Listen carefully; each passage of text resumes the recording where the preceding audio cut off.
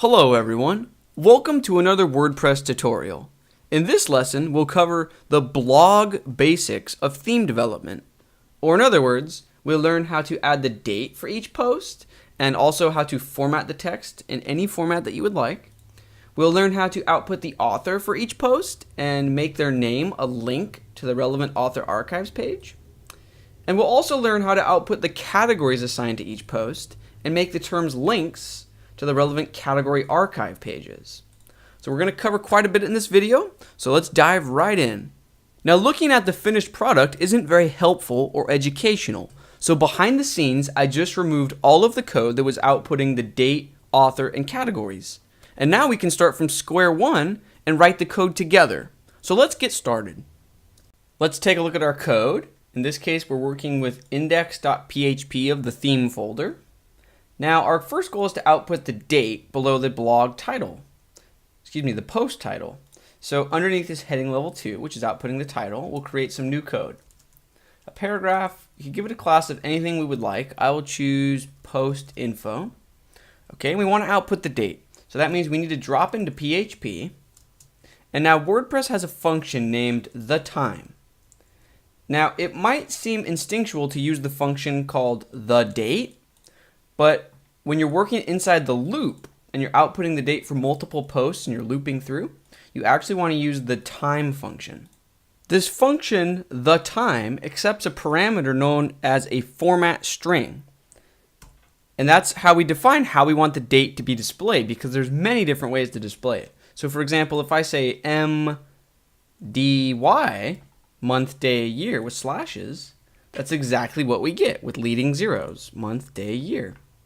Well, what if we would like to actually spell out the date instead of numbers? So you can see that we have these different codes at our disposal. So the code to actually spell out the month is uppercase F. The code for the day without a leading zero is J. And then what if I want the suffix? So for second, it would be ND. For third, it would be RD. For fourth, it would be TH. The code for the suffix is capital S, comma, the year with 4 digits. So if we refresh, we can see that that's exactly what we get. So it's really just a matter of Googling PHP date formatting or PHP date strings. And then it's up to you to decide how you want to output the date. But you have a lot of different options at your disposal. And for the record, you can output the time, not just the date. Because remember, the function is named the time. So if I paste in this string, you can see that GIA, that will output the actual time the post was published. So that's a quick explanation of how to format the date text for each post. Moving on, let's review how to output the author name for each post. So in our code, directly after the date, we'll create a separator, drop back into PHP, and WordPress has a function named the author. It's that easy. So you can see we're now outputting my name because I am the author of all of these posts, but for some websites, you'll have multiple authors all contributing content, so it's useful to output the author name. Now, we'll probably want to say by and then the name. But let's take it one step further. Let's make the name a link that takes you to an author archives page with all posts by only that author. So back in our code, we'll wrap this the author function in a hyperlink.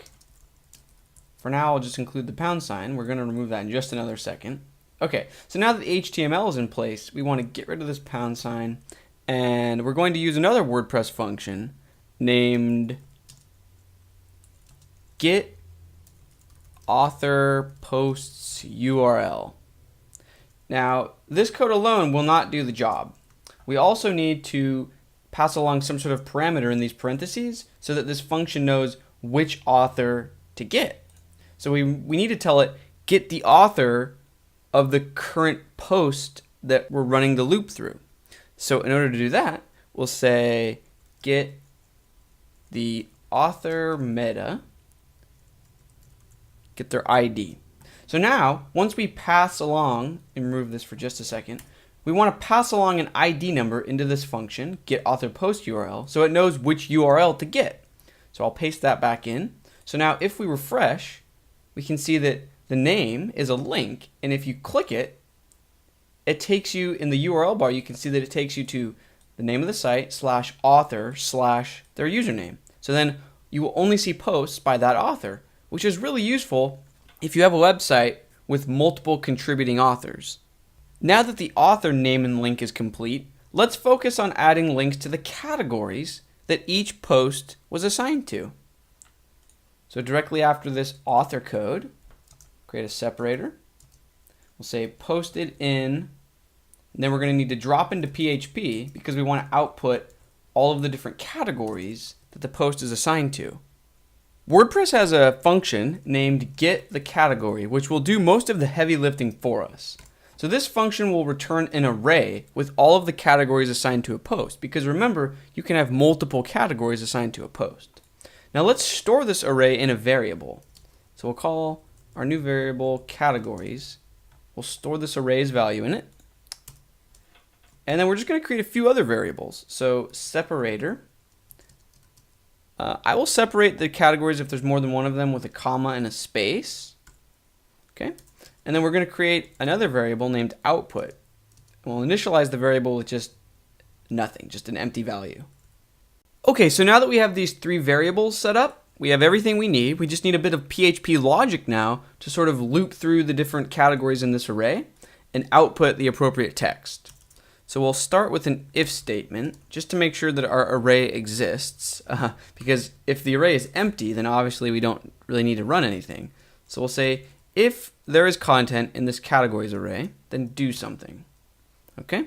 And the thing that we want to do is loop through something, so for each. So depending on how many items are in this array, because we are not sure, we want to loop through it once for each item in the array. So we'll say for all of the categories,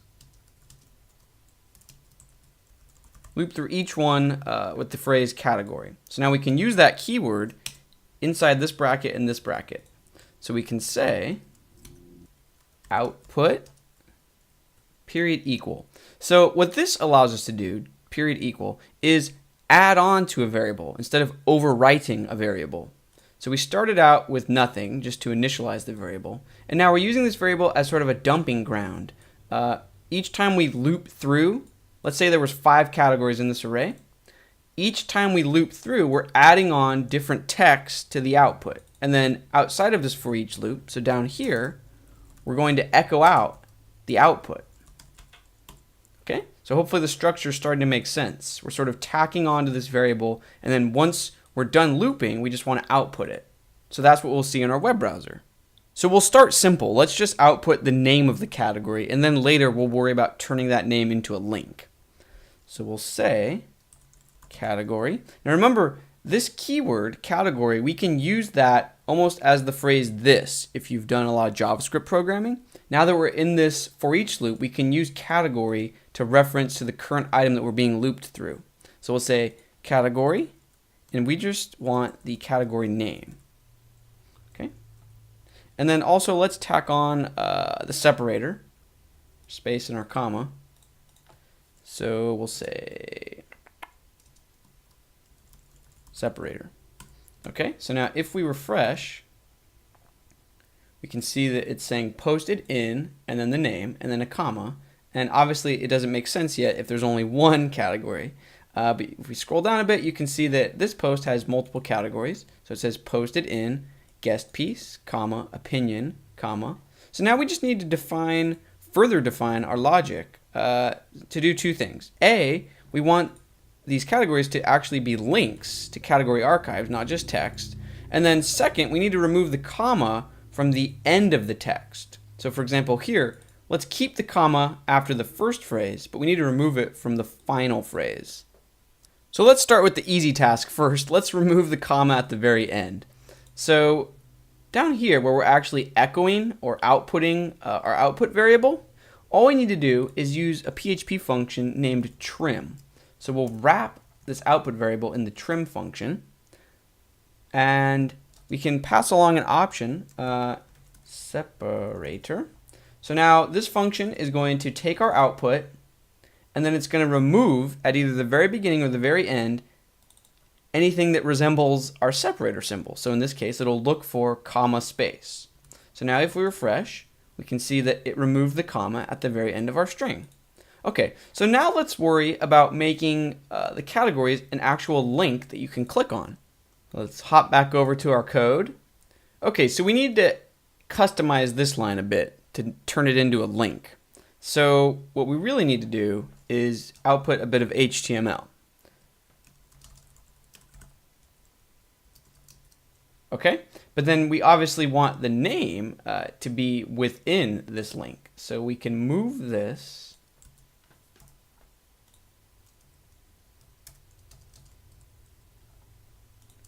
sit right about there. So now if we refresh, we can see that each category is a link, but obviously we don't have a URL in the link yet. We just have a pound sign. So now our task is to make this an actually relevant URL.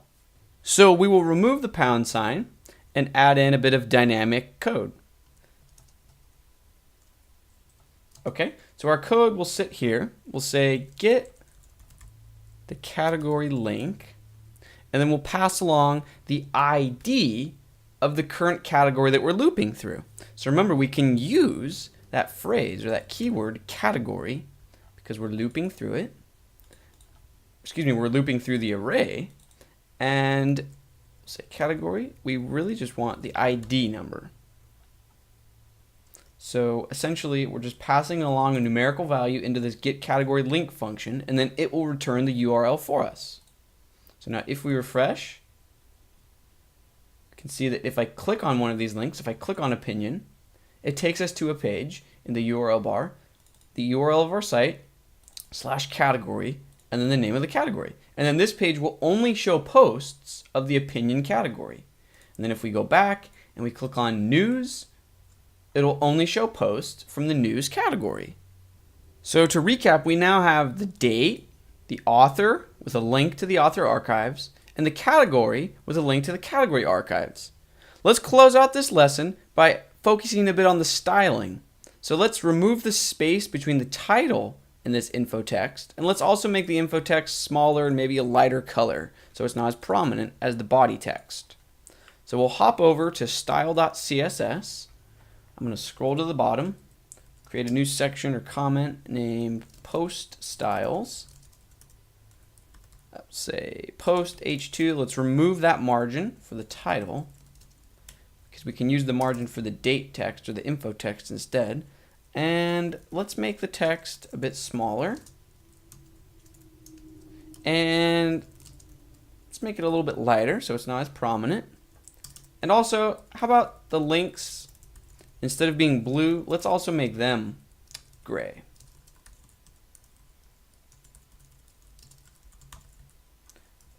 Okay. So now if we refresh, you can see that that looks a lot better. So now it's sitting next to the title, it's a bit smaller, it's gray, and our links don't stand out as much, but you can still tell that they're links. So that brings this lesson to a close, but let's segue into our next video topic. Remember, if we click on the author archives, it takes us to a page with only posts from that author, but wouldn't it be nice if we had some sort of title above these posts that said author archives? And then if we clicked on this category, wouldn't it be nice if it said in a large title, news archive, or some sort of custom title so that it didn't look exactly like the home page or just a standard list of posts? So in the next lesson, we'll learn how to use the file in our theme folder named archive.php to do just that. So thank you very much for watching this lesson. I hope you feel like you learned something, and stay tuned for more WordPress and web development tutorials. Thanks. Bye.